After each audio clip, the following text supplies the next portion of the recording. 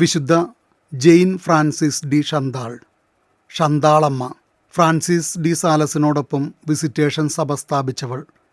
പ്രഭു കുടുംബത്തിൽ ജനിച്ച് സൈന്യാധിപനെ വിവാഹം കഴിച്ച് അദ്ദേഹം മരിച്ചതിന് ശേഷവും മക്കളെ ക്രിസ്തീയ വിശ്വാസത്തിൽ വളർത്തി അവരെ വിവാഹം കഴിപ്പിച്ചു വിട്ടതിനു ശേഷം വിസിറ്റേഷൻ സന്യാസ സഭയുടെ സ്ഥാപകയായി തുടർന്ന വിശുദ്ധ അവരുടെ ജീവിതത്തിലെ ഒരു കഥ പറയുന്നുണ്ട്.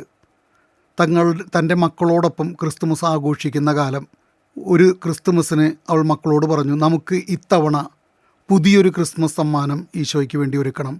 കുട്ടികൾ സന്തോഷത്തിലായി. നമുക്ക് കേക്കുണ്ടാക്കണം, പുൽക്കൂടുണ്ടാക്കണം എന്നൊക്കെ പറഞ്ഞ ആവേശത്തോടെ അവർ വന്നു.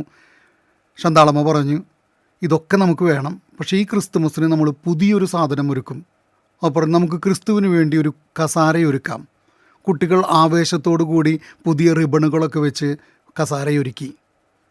അത് കഴിഞ്ഞപ്പോൾ ഷന്താളമ്മ പറഞ്ഞു, ഈ ക്രിസ്തുമസ് രാത്രി ആരാണോ അഭയം തേടി നമ്മുടെ വീട്ടിലേക്ക് വരുന്നത് അവരാണ് നമ്മുടെ ക്രിസ്തു.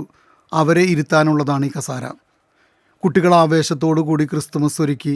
ആ രാത്രി ഭക്ഷണത്തിനായി അവർ കാത്തിരിക്കുന്ന സമയത്ത് വാതിലിൽ മുട്ടുകേട്ടു.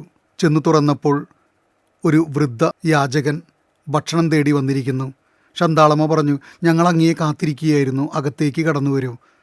അവരെയും കൊണ്ടുപോയി നെരിപ്പോടിനടുത്തിരുത്തി കൈയും കാലും ചൂടാക്കിയതിന് ശേഷം ഭക്ഷണത്തിന് ഈ ഒരുക്കി വെച്ചിരുന്ന കസാരയിലിരുത്തി.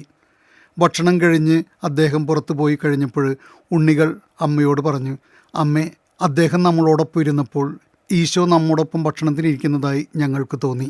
സ്നേഹമുള്ളവരെ, ക്രിസ്തുമസ് മറ്റുള്ളവരോട് കരുതലുള്ള ദിനങ്ങളാകാം. ഈശോയ്ക്ക് വേണ്ടി ഈ ക്രിസ്തുമസിന് നമുക്കും ഒരു കസാരയൊരുക്കാം.